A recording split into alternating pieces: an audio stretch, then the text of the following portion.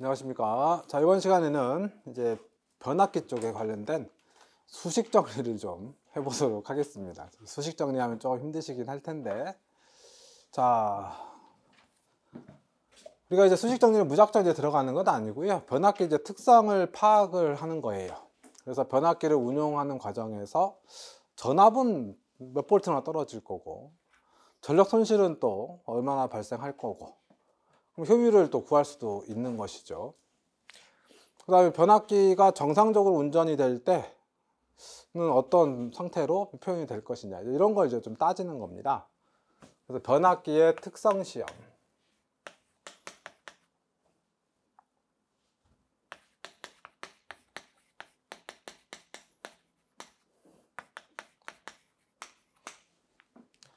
자, 우리가 이제 변압기 특성 시험이다 라고 하게 되면 비슷한 내용을 이제 동기기에서도 한번 했어요.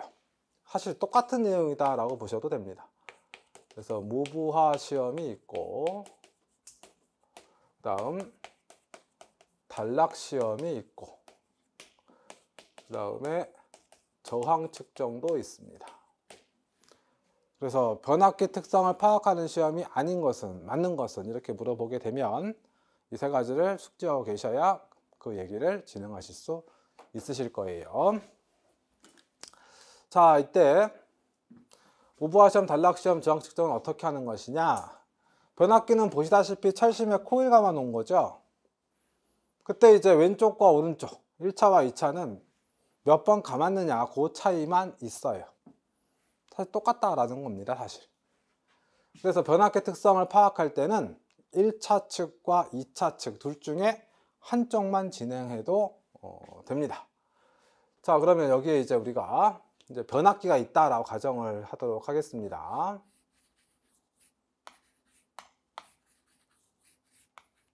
이렇게 변압기가 있어요. TR이. 그러면 이 변압기 특성을 파악하기 위해서 어떤 실험실에서 테스트를 한다라고 생각을 하고요.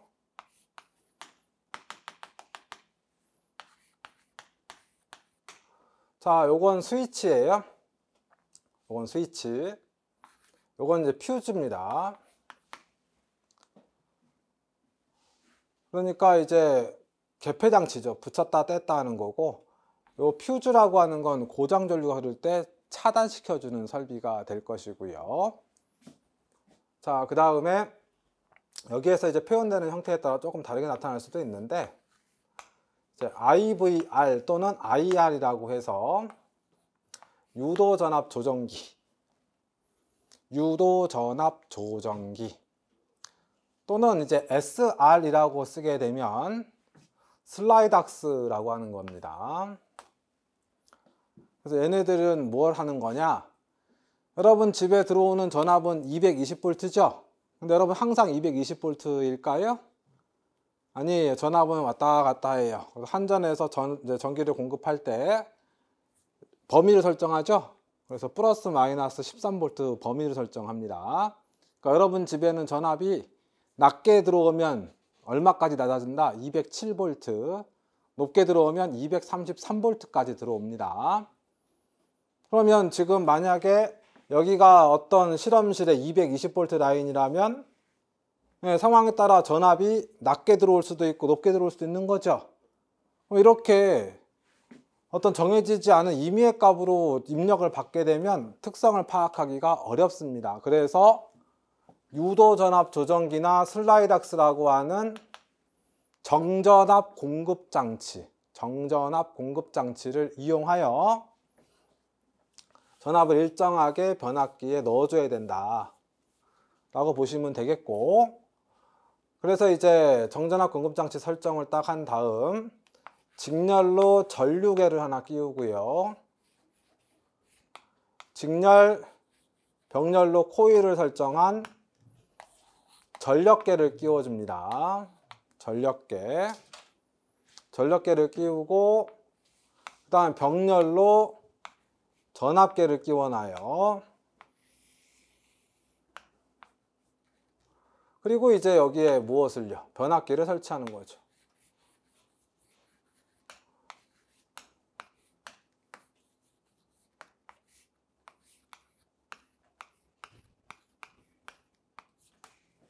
이렇게 스위치 하나 설정하고요. 그 스위치를 열어놓고 테스트를 하게 되면 무부하 시험이 되는 거고, 닫아놓고 테스트를 하게 되면 단락 시험이 되게 됩니다.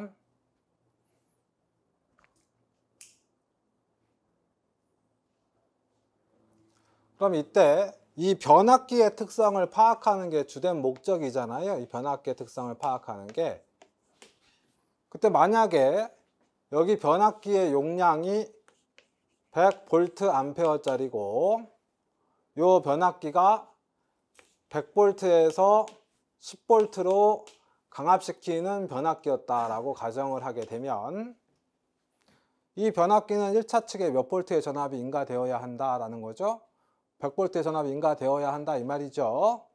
그래서 전원 투입을 했고, 참고적으로 여기 이렇게 점선으로 되어 있는 건 두 개의 스위치가 일괄 동작한다는 거예요. 동시에 닫히고 동시에 열린다는 소리예요. 투입이 되면 이 전압 조정 장치를 통하여 전압을 서서히 바꿔줍니다. 그래서 몇 볼트까지 서서히 올리면 되죠. 얘가 이 변압기가 지금 1차 측 전압이 100V가 되기를 바라는 거니까 100이 될 때까지 서서히 올려줍니다. 그러면 서서히 올리는데 이때는 테스트를 열어놓고 테스트하는 거예요. 그러니까 무부하 시험이 되는 거죠.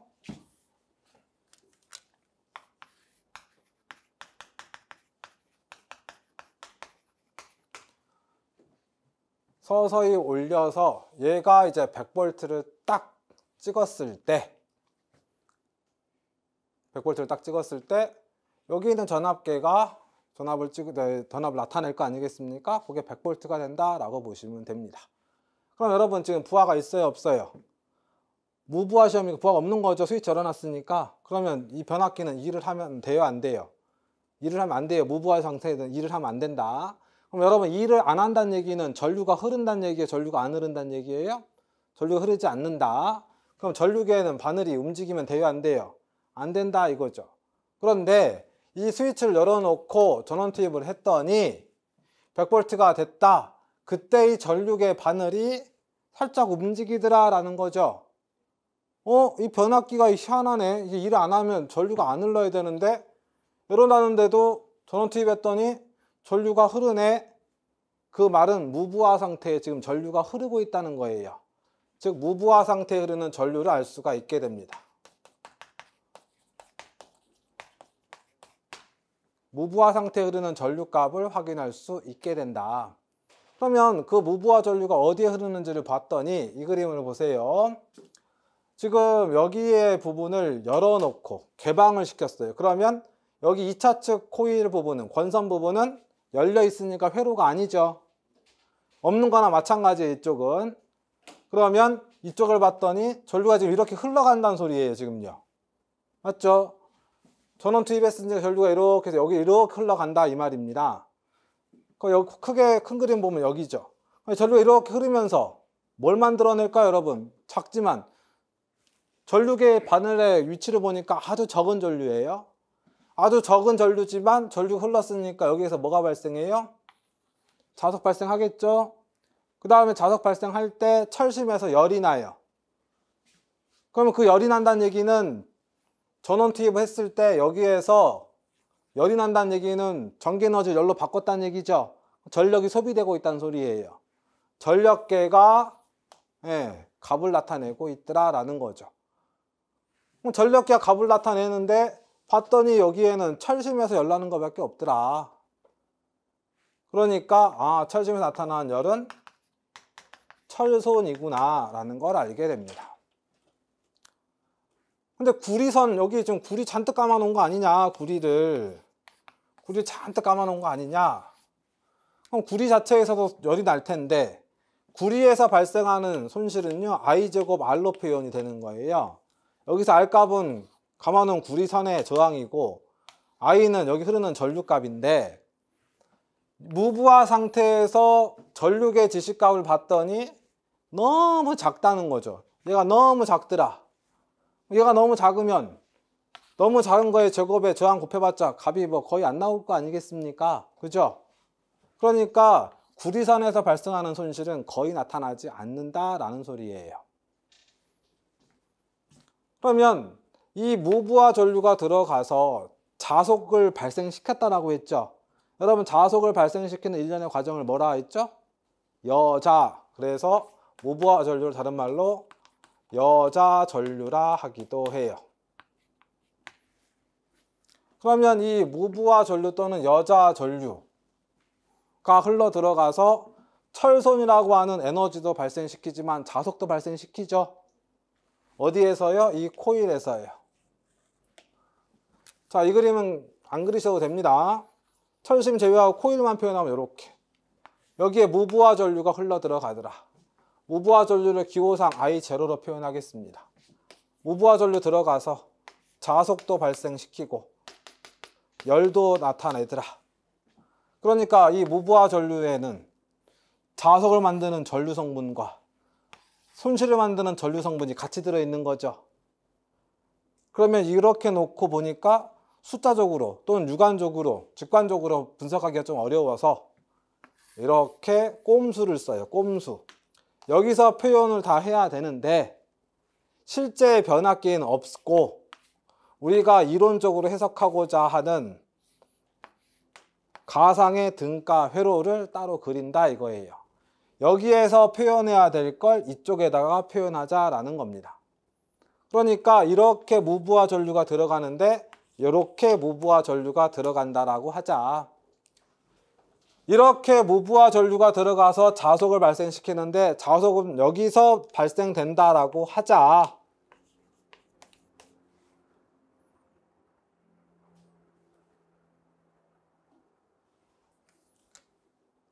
여기에 전류가 들어가서 열이 발생하는데 그걸 여기에서 발생한다라고 하자. 그러면 이렇게 들어가는 전류는 자속 만드는 전류니까 자화 전류라고 하는 거고 마그네트 M자예요.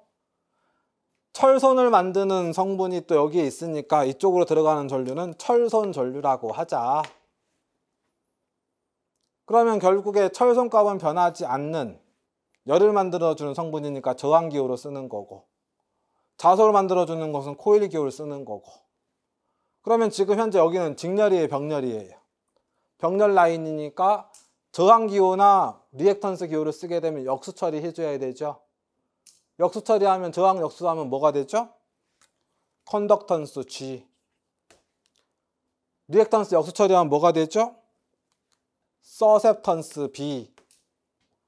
R이 있고 X가 있으면 Z가 나오고 G가 있고 B가 있으면 Y가 나오죠. 그래서 이 부분을 어드미턴스라 합니다. 무슨 전류가 흘러 들어가는? 무부하 전류가 흘러 들어가는.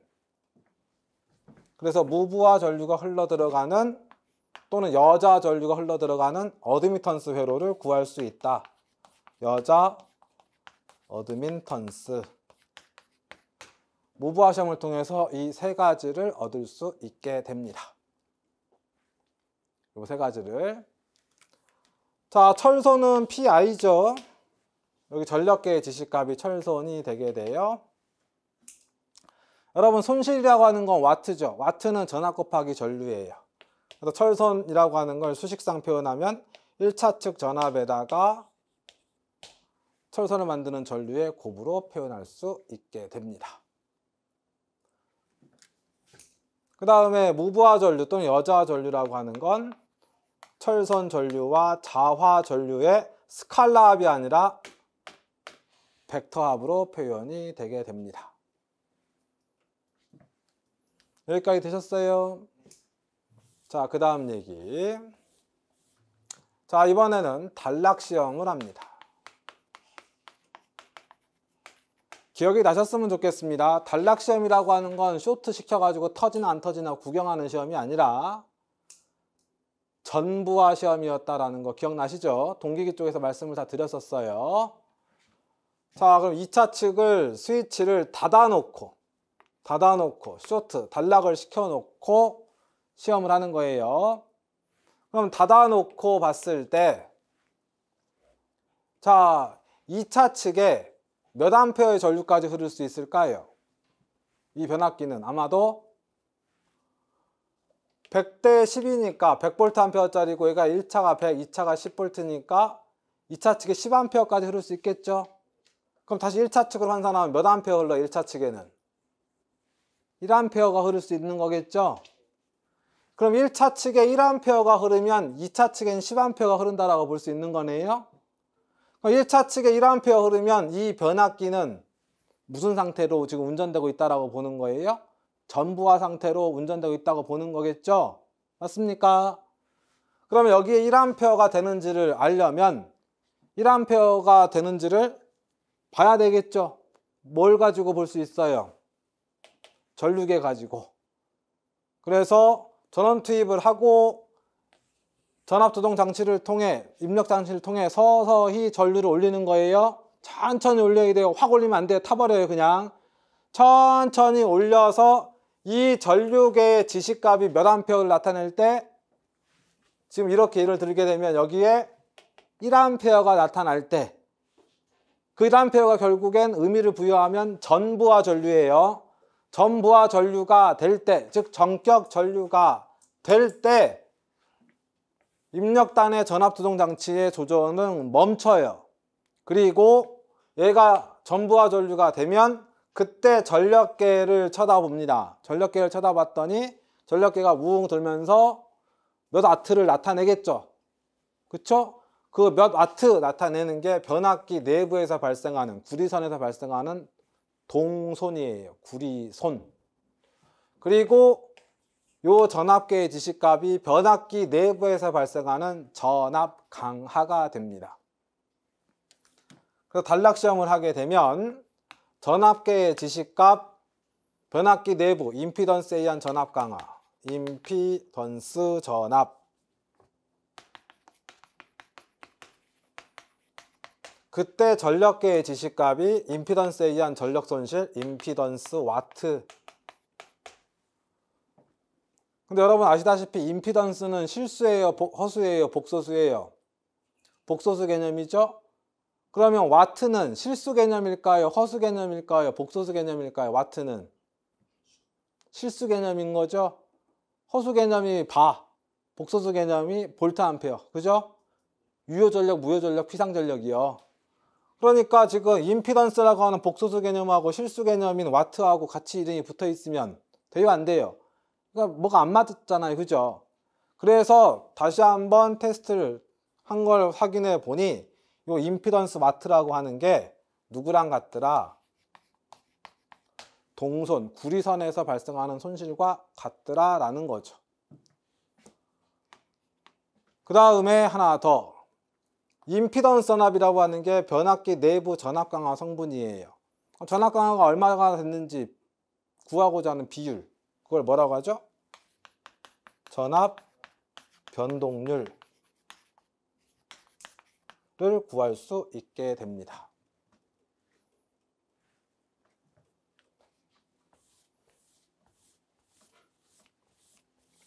그리고 세 번째로 저항 측정을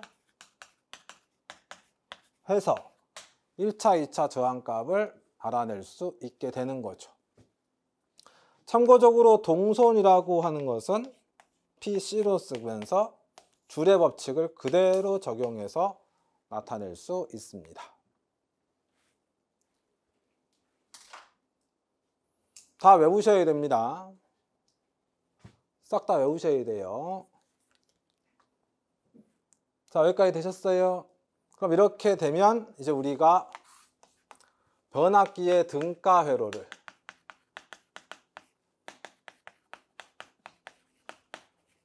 그릴 수가 있게 되죠. 자, 이쪽 그림이요. 요 그림에서 철심을 제외하고 구리선만 표현했다라고 봐주시기 바랍니다. 자, 이거 그리실 분들은 다 그려진 걸 보시고 한꺼번에 그리세요.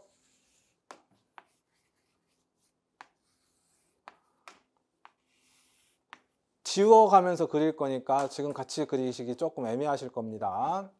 철심 제외하고 1차 코일, 2차 코일 설정을 한 거고요. 이때 1차 코일의 감은 턴수가 N1, 여기가 N2가 되겠네요. 이때 무브화 시험을 했더니 여기 회로가 열려 있었죠. 전류가 그럼 이렇게 돌 거다. 그때 여기에서 나타나는 철선 및 자속 형태를 여기에다가 표현하기 너무 복잡하니까 실제 변압기에는 없어요. 이 부분이. 가상의 회로를 설정해서 여기다 표현을 하자. 그때 여기에서 뭐가 만들어진다? 철선이 만들어지고 여기에서 뭐가 만들어진다? 자속이 만들어지는 거예요. 그때 이렇게 그 들어가는 전류, 그 전류가 들어와서 무엇도 만들고 철선도 만들고 무엇도 만든다? 자속도 만들더라. 그래서 우리는 여기를 뭐라고 한다? 여자 전류 또는 무브화 전류 흘러가는 어드미턴스 회로다.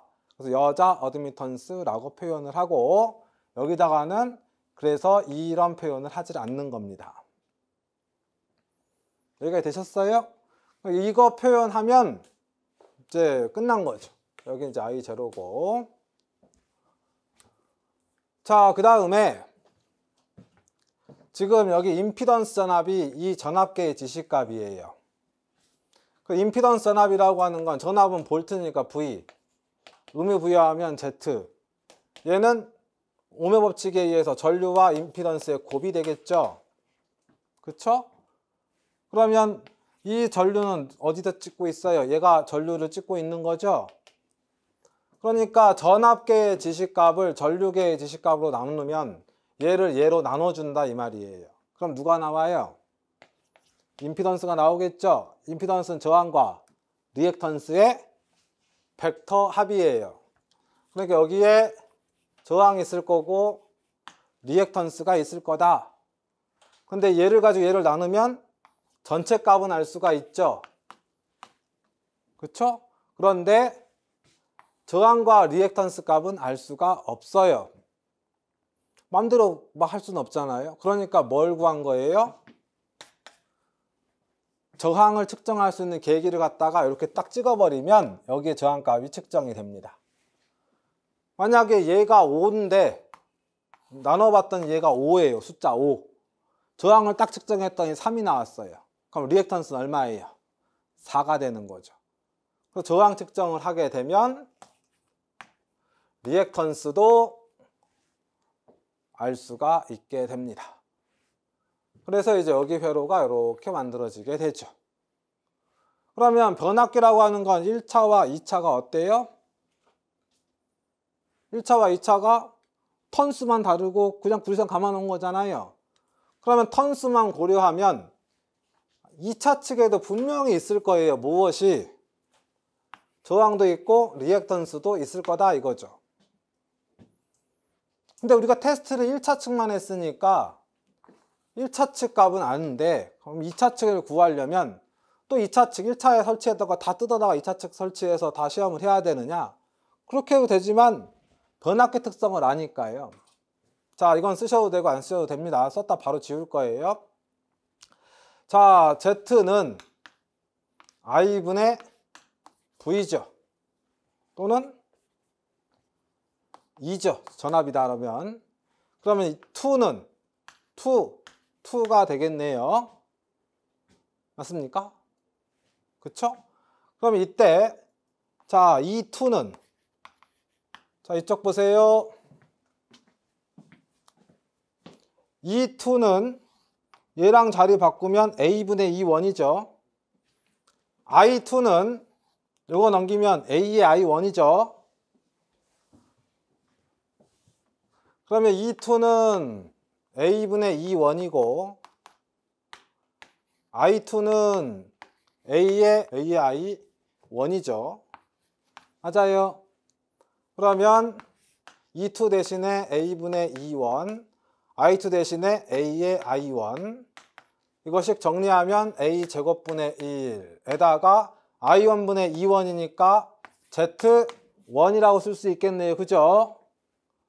무엇이요? Z2가 Z2는 Z1에다가 뭘 곱했더니 A제곱분의 1을 곱했더니 나오죠. 그럼 바꿔서 얘기하면 Z1은 Z2에다 뭘 곱하면 A제곱을 곱하면 나오죠. 그래서 자, 다시 이쪽 보세요. 그래서 1차 측, 2차 측 관계가 A제곱 배율이 나타나는 거예요. 되셨나요? 자, 그럼 다시 이쪽 오시고요. 그러므로 2차 측 Z2는 계산을 안 해도 알 수 있다. 원래는 Z2지만 여기다가 누굴 곱하면 A제곱을 곱하면 Z1과 같아질 거다. X2, R2, A제곱, A제곱. 그래서 여러분들이 전기기기 관련 도서를 보게 되면 이렇게 적혀 있는 겁니다. A제곱이 곱해지면 누구랑 같아진다? Z1과. 그러니까 원래는요. 2차 측 원래의 임피던스는 얼마예요? Z2인 거예요. 근데 왜 이렇게 표현한다고요? 곱하면 누구랑 같아진다? Z1과 같아지더라 라는 거 표현이 되는 거죠. 그래서 이쪽을 지금 보세요. 지금 이 그림은 이상적인 변압기예요. 세상에 없는 이론상 존재하는 변압기. 무슨 얘기냐? 전력 손실이나 전압 강화는 고려하지 않겠다. 그러니까 여러분 이때는 V1과 E1이 같을까요? 다를까요? 같아요. E2와 V2도 어때요? 같아요. 그런데 자 이제 이쪽으로 오세요. 실제 변압기에는 보시다시피 여기에 전압이 인가되면 전류가 흐를 것이고 전압 강화 생기고 그쵸? 그 다음 여기에 1차 측 유도기 전력이 발생하고 자석 건너가면 2차 측 유도기 전력 발생하고 이 전압으로 인해서 볼트로 인해서 2차 전류 흐르고 그게 쭉 얘를 지나면서 전압 강화 생기고 그리고 여기에 V2라고 하는 전압이 나타나게 되는 거예요. 그러니까 실제 변압기는 권선에 표현되는 요거 전압과 부하 전압이 같아요? 틀려요? 달라요. 변압기에 인가되는 전압 V1과 변압기 1차 전압이 같아요? 틀려요? 다르다 이 말이에요. 요게 실제 변압기. 그 실제 변압기에서 고려해야 될 성분이 다 표현되는 등가 회로가 되는 겁니다. 요게. 여기까지 되셨나요? 그러면 이 이제 등가 회로가 이렇게 그려지게 되면 이제 그 다음에 이제 뭘 해야 되겠습니까? 이제 실제 변압기 해석을 해줘야 되는 거죠. 그럼 실제 변압기 해석을 하는데 그 변압기 해석을 할 때 수식 전개가 들어가야 돼요. 근데 그 수식 전개는 나중에 합격하시고 보세요. 나중에 여유가 되시면. 그래서 우리는 이제 여기에서 뭘 해야 되느냐? 전압 변동률을 정리를 해줘야 됩니다. 전압 변동률은 수식상 어떻게 표현되느냐 하면 여러분 지금 변압기 1차나 2차나 어때요? 똑같죠? 건수만 고려하면 맞습니까? 그쵸? 그럼 여러분 1차를 중심으로 해석해야 돼요? 2차를 중심으로 해석해요? 둘 다를 계속 해석해야 돼요. 1, 2차 어차피 똑같은 건데. 그럼 둘 중에 하나만 하면 되겠죠? 그러면 1차를 중심으로 할까요? 2차를 중심으로 할까요? 이 개념을 꼭 가지셔야 돼요. 전기는 모두 뭐가 제일 중요하다? 뭐가 중요해요? 전원이 중요해요? 전선이 중요해요? 부하가 중요해요? 무조건 부하 중심으로 가는 거예요. 그래서 변압기 몇 차 가지고 얘기한다? 무조건 2차 가지고 얘기하는 거예요. 그래서 별말 없으면 2차 측 기준인 거죠. 그래서 전압 변동률은 공식 외우고 계시죠? V0 마이너스 Vn Vn으로 나누죠. 곱하기 100. 요걸 2차 측 기준 표현하니까 V20, V2n, V2n으로 표현을 하는 겁니다.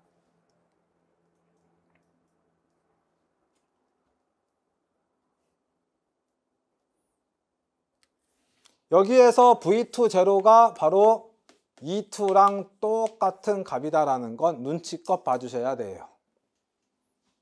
E2가 어디에요? 지금 여기 이 자리죠. 요거. 그래서 이렇게 해서 전압 변동률을 구할 수 있습니다. 그런데 이 수식을 변압기 2차 측의 전류 및 전압 관계 풀이를 쫙 들어가게 되면 유도 하면 얘가 뭘로 바뀌느냐? 같은 겁니다. 위에 게 이렇게 바뀌어요.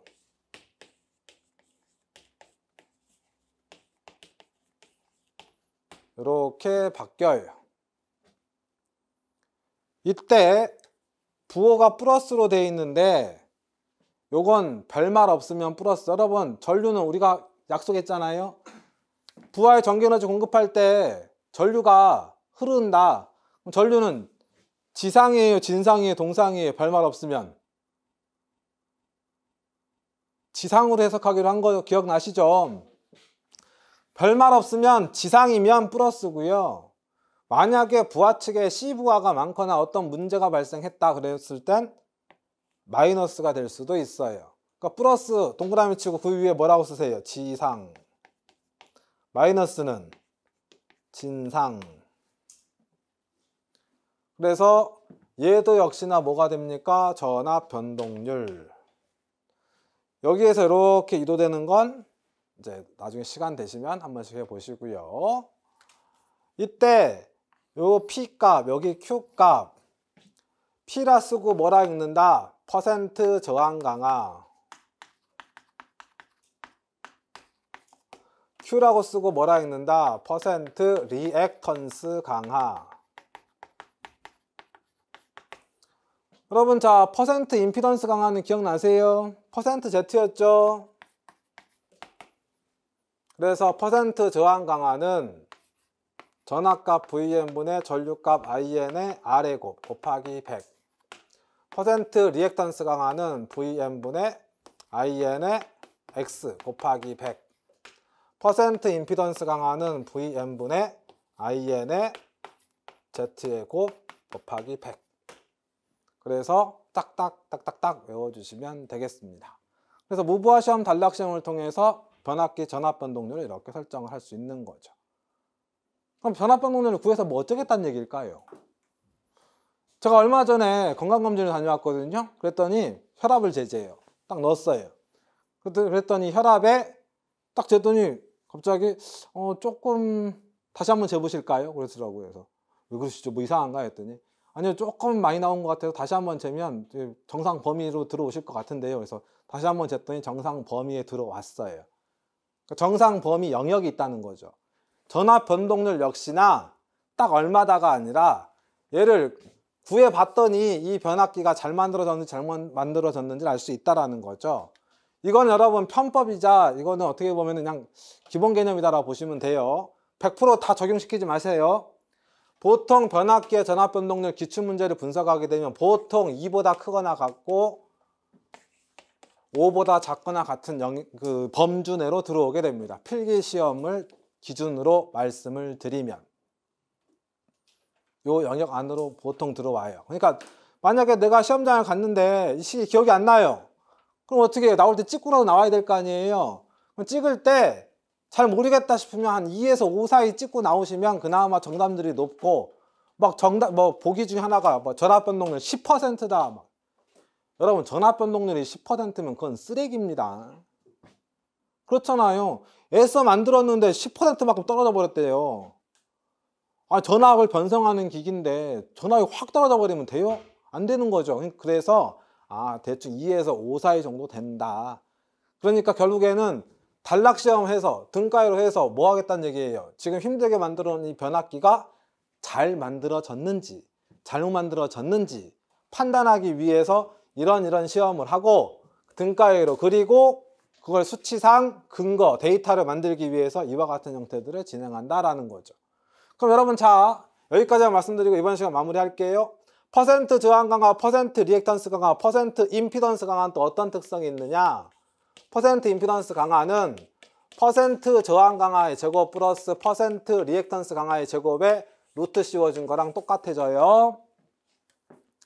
그러니까 이때 퍼센트 저항 강화나 퍼센트 리액턴스 강화는 퍼센트 임피던스 강화보다 커요, 작아요?